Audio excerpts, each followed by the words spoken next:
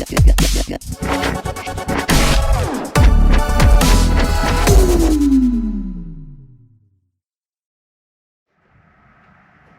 welcome back to another episode of Torque. Well, it's another beautiful day in Indiana, so let's go out to the barn, get warm, and get to work.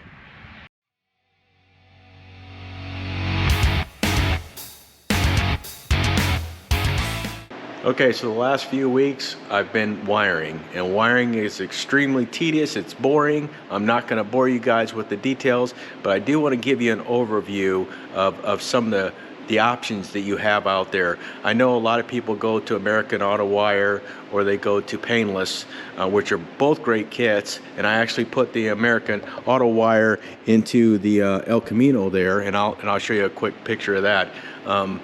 And it works really great.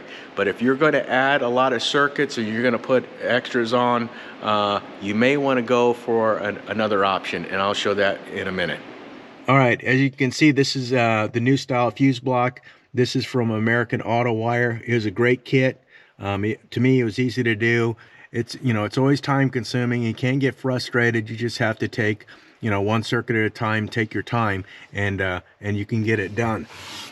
Now, the reason I went with that is because this doesn't have that many extras, that need power. The 69 Chevelle definitely does. So I will show you your other option for wiring on that one now.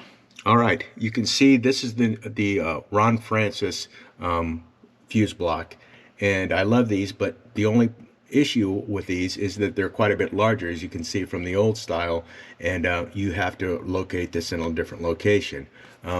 But what's so nice about this is when you're adding a circuit on, it's really easy to do.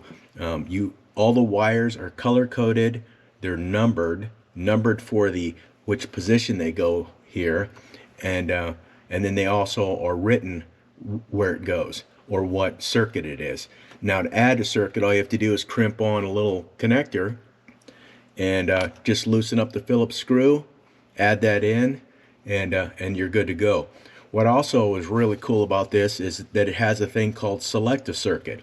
So you can see these fuses up here, there's two different positions. And what's really cool, if you look at some of the paperwork, is that some of these, where it has like power windows, I or B, ignition or battery, so you could just move your fuse over if you want to go to battery, and then it will always be powered. You can run your windows with the ignition off, or you can switch it over to the ignition, and only when the ignition is on you'll be able to run your windows. So it makes it really nice, really customizable. Let me show you something else that I say is a must on when you're wiring. All right, I know this looks like a spaghetti nightmare, but it does have some type of organization to it. So what I did is I actually ran power into the vehicle. I actually used a pretty large gauge wire. It's going to come straight off the battery, because a lot of components need to go straight to the battery power, and such as such a large gauge wire, it's not really going to lose any power for the length of run that it is. But the other thing I want to talk about is also, you can see there's my ground, and what I do is I run a ground block, and it's really nice because the ground block, you can add all these grounds to it instead of grounding on the chassis, which this ground block is grounded to the chassis as well, just to provide a ground. It's going to give a cleaner signal or cleaner power to whatever you're running. That's why I always run a ground block. All right, you saw where the positive cable came in. I ran a couple large gauge wires to this stud, which I actually got from Ron Francis, and I love these things too. So instead of putting this inside of the engine compartment, which I did on the El Camino, I'm able to clean up the engine compartment and now run everything to this.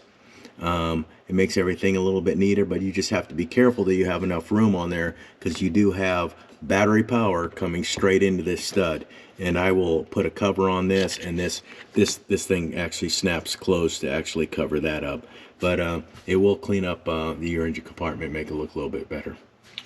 All right, another thing that I installed, which was pretty time consuming, is this thing called a digital guard dog. And this is going to be kind of interesting to see how well it works.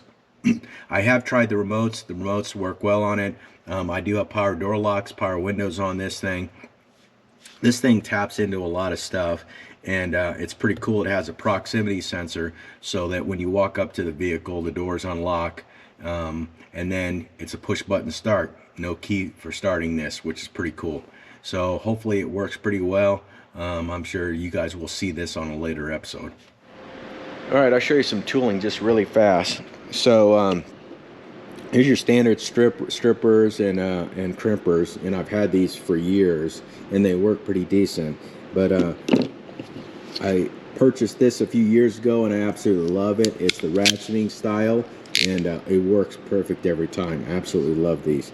Then you also have your crimpers for your terminal ends. This is something you definitely need when you're doing the American Auto Wire Painless, any of that, just to put your connectors on.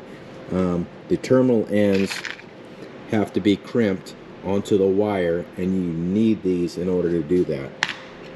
You can see that it actually crimps the wire or the terminal over on top of itself onto the wire, makes a perfect connection. So these things work really well. Get you a good set of these.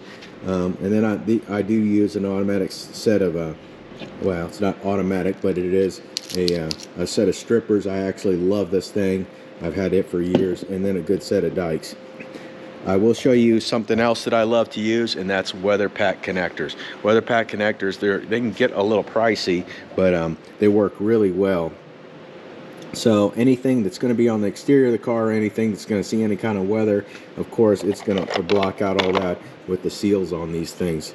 It does have little rubber seals that go over the wires. You do have different sizes for the little connectors that go inside an extractor to actually pull it apart, which I've had to do. And then this actually came with a crimper as well, which I love. So I've used this quite a bit, but these fittings can get kind of spendy. All right, we've got the trunk all wired up, believe it or not. It actually came out pretty clean. I put everything in these little split loom wires, wire harnesses, so it cleaned up pretty good. You can see the fuel tanks in there. It's all wired up. I do have an amp there to power a 10-inch subwoofer, which I'll put in a later time along with the 6x9 speakers. So the trunk is all done. I did wire up. Yeah, reverse camera, I still have to mount it. I've got the mounts made, but they're being painted right now. They're inside the booth. So that'd be pretty cool to have.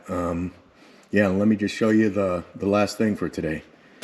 So I know I told you guys previously I was waiting for Edelbrock. Well, I saw them at the Performance Racing Industry Show and spoke to someone there, and it looks like it's going to be February, March before they get out the fuel injection system.